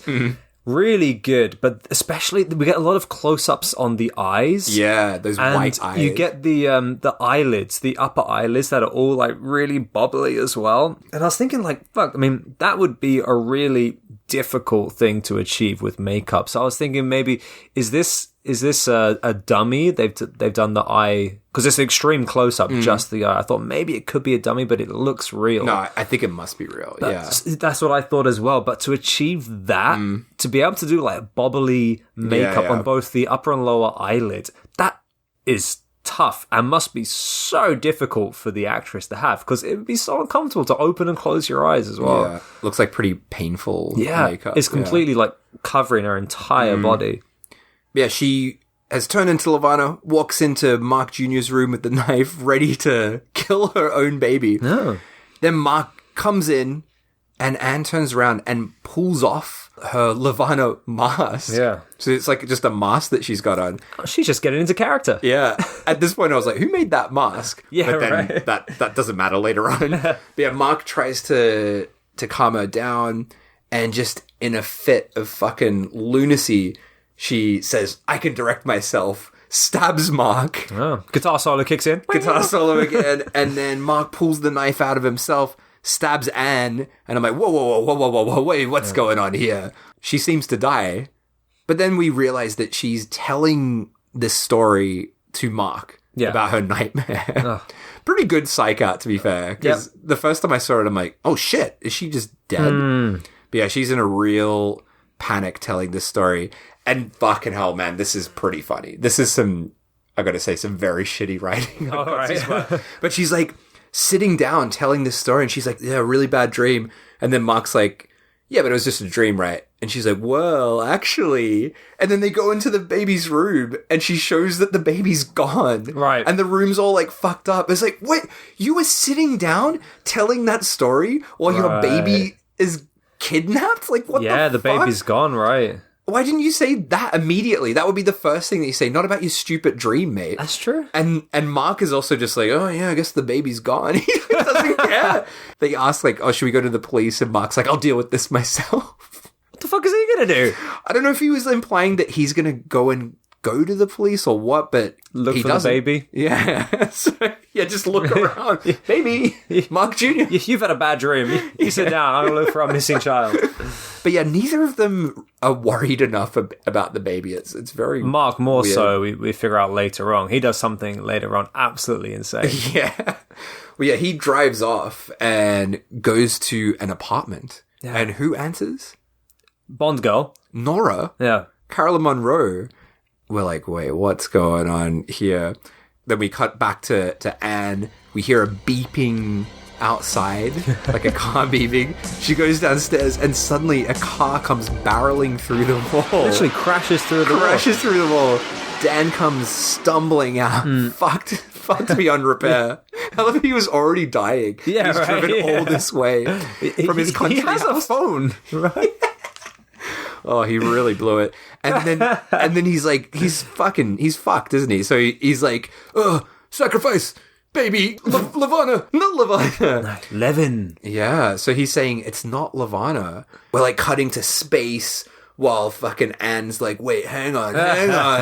Levin. So Leonard Levin, the producer, is actually Levana. So Levana has taken the form of a man, which means that baby got to get sacrificed. Yep. I guess so. But then, yeah, that doesn't quite happen. But anyway. So we cut back to the dad. He's off with the Bond girl. The other, what's her name? Nora. And they're having a little shag. It's like, mate, I thought you were supposed to be looking for your missing child. Yeah.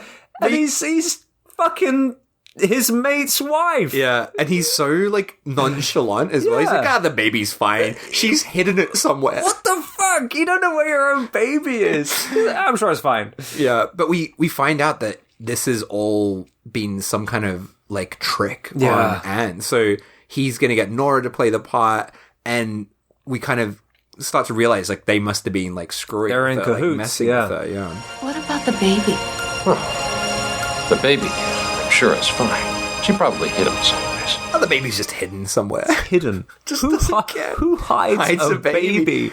And even if it was hidden, that's scary. Where's it hidden? In a fucking cupboard? You can't put a baby in a cupboard. There are a couple of shots in this film. Oh, yeah. Of the baby just like on a chair, or just like in the most, just like put in the most dangerous of place, or like where the car's driving and it's just on the seat, it's laying down. It's not great. Yeah, I was going to mention that. I think, yeah, it's pretty. Safety pretty regulations are not a thing in 1980s Italy. So Anne is on her way to Levin's house, convinced that's where her baby is. She heads inside. There's cobwebs everywhere. Yeah. Everything's all red. Finally, she gets to Levin, and he's got his back to her, so we don't see him yet. She's like, "Where's my baby?" And he finally turns around, and we see that he's all fucked up. He's dead. He's dead. Parts of his guts are hanging out. He's an absolute Is he a shambles. zombie? Well, he says that Levana is doing all the talking through him. Yeah, he's possessed with Levana. And She says that, she's like, am I going crazy? And he goes, yes, kill yourself, and gives her like a gun. But it's so confusing though, because he's like, oh, Mark's gonna marry Nora, and then they'll look after the baby. I'm like, wait, what? Do you need to sacrifice that? But I don't get it. Yeah, so he's trying to get her to kill herself. We see the security cameras. I love that shot of it. Just says Levana in this green text. There's bugs and fucking spiders all over the place. So she puts the gun to her head, and then we hear a gunshot. We cut back and we see that she's shot Levin in the head a few times. And she shoots him again, like, in the face. And we actually see, like, the impact on his face as he gets shot. Like, it's, like, under his eye. It's really fucking grim. It's quite violent. Because he's already dead or a zombie, he's just like, Yeah. Oh, okay. Yeah. I see what you did there. But then the assistant, his female assistant, comes out of nowhere, and she's got that creepy Levana knife that she's attacking Anne with. I laughed very hard at this. She brought a knife to a gunfight. Yeah.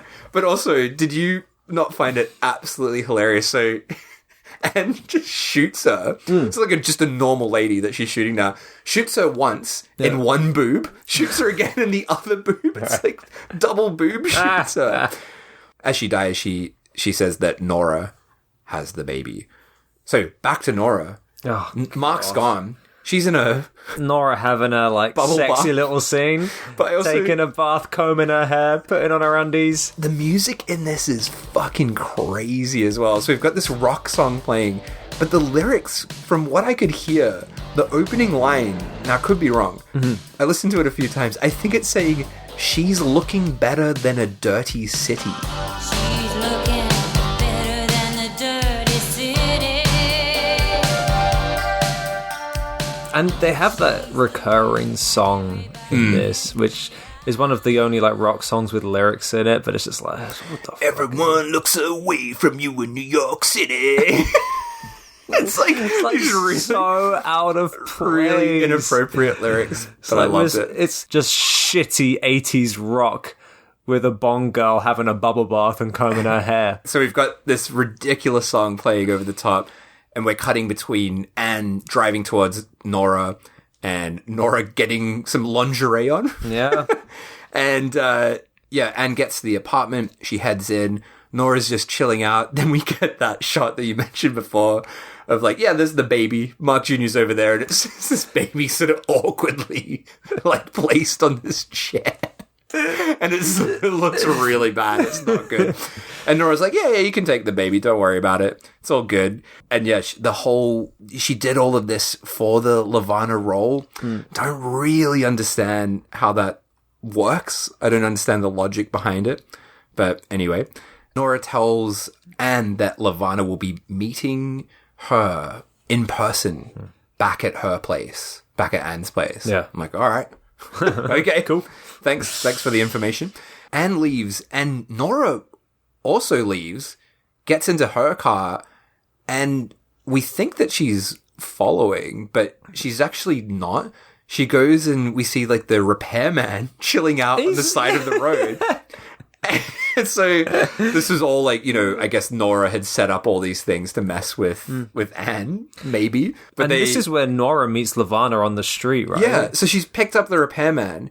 He's still in the car. Then she gets out and Levana's just there. Hanging out on the side of the road. And like Nora says that her powers are weak. Yeah, and then Levana is disappointed in her and uses her laser eyes to blow up the car behind Nora with the repairman in it. The fridge man's in there. Our favourite character. And then gives Nora a switchblade, does her whole laser eyes thing, and Nora slits her own throat and dies. I like it. It's like a cycle back to the beginning. Yeah, throat it is cut. true. Love it. Yeah, but Levana has a good old laugh about that. So then, back to Anne's place. Yeah, she's looking after Mark Jr., puts him down to bed. She heads downstairs. The house starts to just shake like crazy, and there's fucking laser blasts just going off all over the place. Going on. Lightning striking the house. Shots of space and planets and space things. and planets. It's madness. Then, William, the creepazoid boy, the cousin. Oh, yeah. The fake cousin just appears out of nowhere. He looks like one of the children of the corn, doesn't he? Yeah, he really does. Anne's like now just aware of everything somehow. We're not aware. I'm still not aware. But she's like, oh, I hope you had a good time. And I can see that you've been creating telepathic illusions for me to enjoy.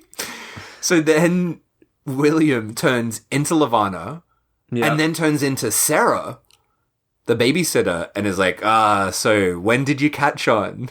And I'm like, at this point, I'm like, please help me out here. And I still can't really make sense of it. Yeah. But essentially, we hear that I guess Sarah is maybe Levana or possessed with Levana, but she's also a superhuman and she's a mutant.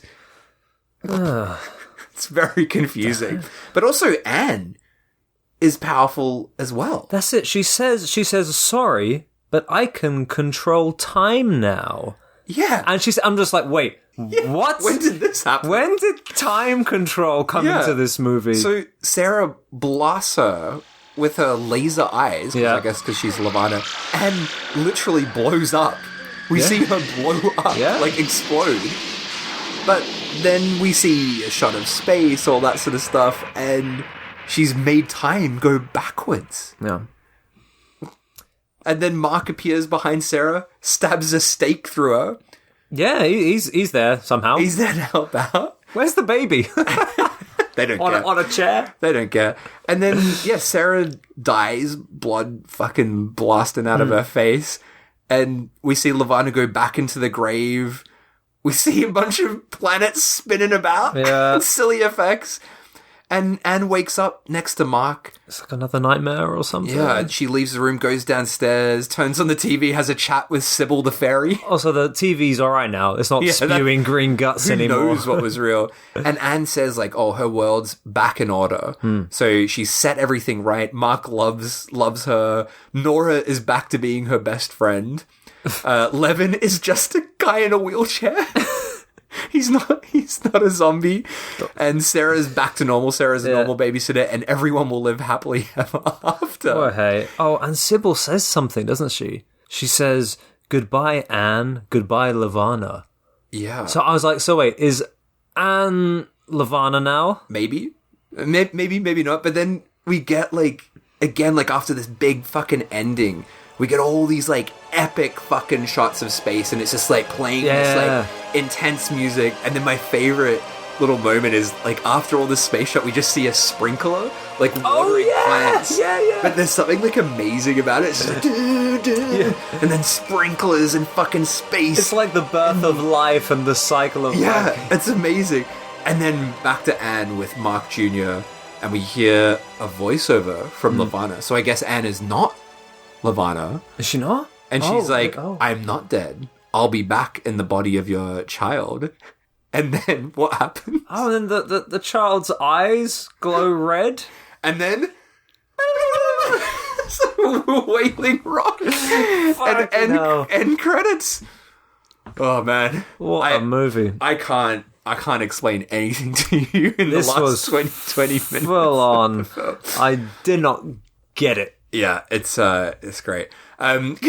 But you know what? It makes so much sense hearing you say that Cozzi is a sci-fi nerd over a horror nerd, and it just seems like he just shoved a bunch of planets down our throat. He just snuck in a few planets into a horror movie. Yeah, it's great. Just a few things before we get to our final thoughts on this, but yeah, about the shoot itself. So he said that it was definitely not fun to shoot. It was a troubled film because the American co-producers had guaranteed a certain dates for their money transfers, which they did not keep, creating a lot of financial problems during shooting. So it was not fun to shoot at all. Oh dear. When it was released, there was basically zero reaction to the film. The film was not released in cinemas in Italy. No cinema release. But Cozzi showed the film to Dario Argento just to show that his story was different. And apparently Dario was like, yep, I get it. It's good. You're not exploiting Suspiria. And he liked the film. Did he like his little name drop in there? I'm sure he loved that. And it was very, very good. Yeah, the film was released on Blu-ray in America, which generated a lot of interest. It's had like a second life, basically.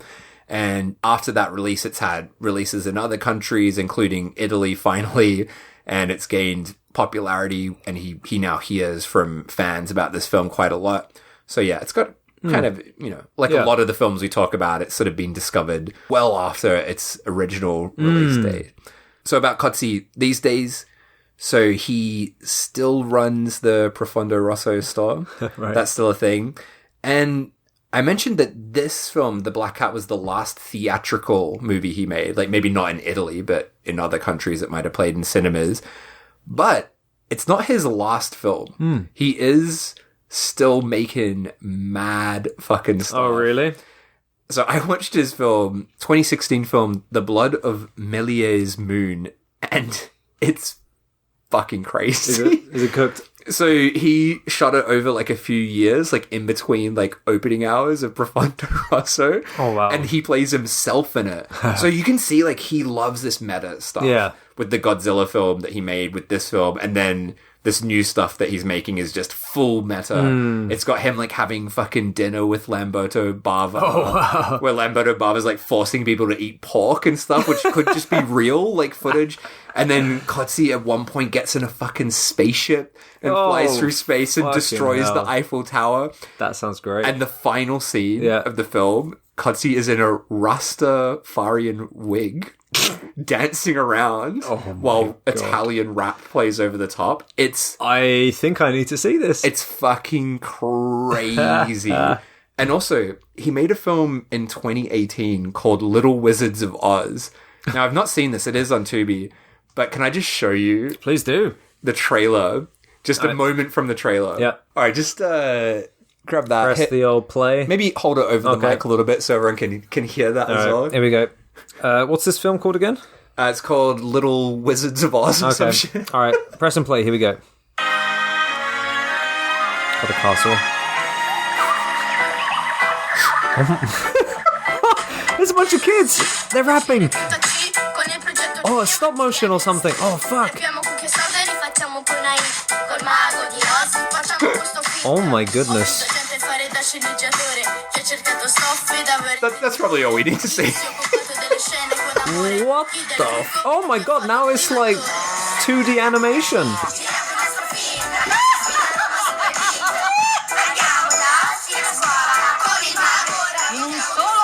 Holy shit. What the fuck is he on? So yeah, rapping children to like That's a reggae backing track. Absolutely insane. Yeah, so you can see he's still making stuff. Haven't watched that one yet, but I intend don't blame you. Fucking hell. Holy shit. I wonder what his thoughts are on Fulci's A Cat in the Brain. I think that's a very meta film. He would love it, I'm sure. Yeah. Definitely, yeah. So he's a fascinating guy, and you could see he was already like really interested in like unpacking cinema in this weird sort of way back then. But you know what I like about him? Like, I actually really loved that recent film of his I watched, even though it was completely insane. But I feel like there's two types of like baby boomer filmmakers. You've got the guys, I mean, that's very, very limiting, just saying. But you have like people like Argento, right? Yeah. Who is just like, all people want to see is this shit. And they just sort of begrudgingly keep making films, and they get worse That's and worse. the worst thing you can do. And they don't even understand what people actually like. Yeah. And then you have people like Cozzi, who is doing this out of love, and it's kind of crazy. But it's amazing as well, because it's like, I'll just do whatever I want now. It kind of reminds me of like Obayashi's like films that he made later in life that are just fucking crazy, but very different kind of crazy from House and things like that. Yeah. But I prefer that. Like, even though it's like a cheaper Yeah. film, I would rather see something that's got more love and it's him trying to do something. I mean, to put it into different terms, essentially Argento is sold out. He's just doing shit. Yeah. Or even like, he just doesn't care, right? Yeah. It's just like, do another one, Dracula 3D. Yeah. That's what people want. Dracula 3D. Yeah, fuck. No, well, this film was awesome. When I was watching it, I was like, wow, this is probably the most fun I've had with an Italian film of recent years. Yeah. Absolutely loved it. Yeah, really and it's just so bizarre. It's one of my favorite Italian horror films. Like, it's completely nuts, completely crazy. Yeah, I love this film. Do seek it out. It's very easy to find. Yeah. It's knockout stuff. How about the wrong-ometer? So how I was wrong thinking the film is? about it, and I want to first know why you chose this film. Right. I chose it because I have never seen a film of like this vintage, other than maybe like Cat in the Brain, which is later than this, with all these like meta references. Yeah. And also just because it is so bizarrely all over the place. Like, you've got these like disgusting violent scenes and weird space stuff. And then there's scenes of people talking about Dario Argento that's in this interesting, film, isn't it? Yeah. So that's why I chose it. I've just like, it kind of blew my mind, like that kind of aspect of the film. So yeah, that's why I chose it. Yeah, for me, because I was watching it and, I didn't know what kind of film it was going in. So I was watching, I was like, has Dave chosen this because of the ridiculous music choices? Is it because they're referencing other Italian filmmakers? Is it because the plot is so fucking convoluted, doesn't make any sense? So it was really difficult for me to actually pinpoint the wrong point of this film. So I don't know about it. I don't think I can go too high on it. No, it's not a high one. I will say, for me, I'm gonna say 5. Yeah. And as like an Italian horror film, it's just a really good Italian horror film. And all the gross stuff is nothing surprising of like 1989, Italian horror. But I think adding in the meta thing, I've never seen anything like that. And it's kind of mind-blowing. Yeah. So for me, I have to give it 5 just for that aspect. I can't believe, one of the categories we have is like, should it exist? Yeah. And I think it should, but I also can't believe that it does exist. Right, yeah. So that's why I get to at least a 5 for me. Yeah, I think it's great that he's made a film that references and is a quasi-sequel to just his mate's other film. The far more successul film. It's like, I'm just going to make a little sequel. Just a little one, I'll give it I'm going to give it a I'm between a 4 and a 5. Go 4. I'll go 4. Do a 4. I'll do a 4. Yeah. But as a film itself, I did really enjoy it. Yeah.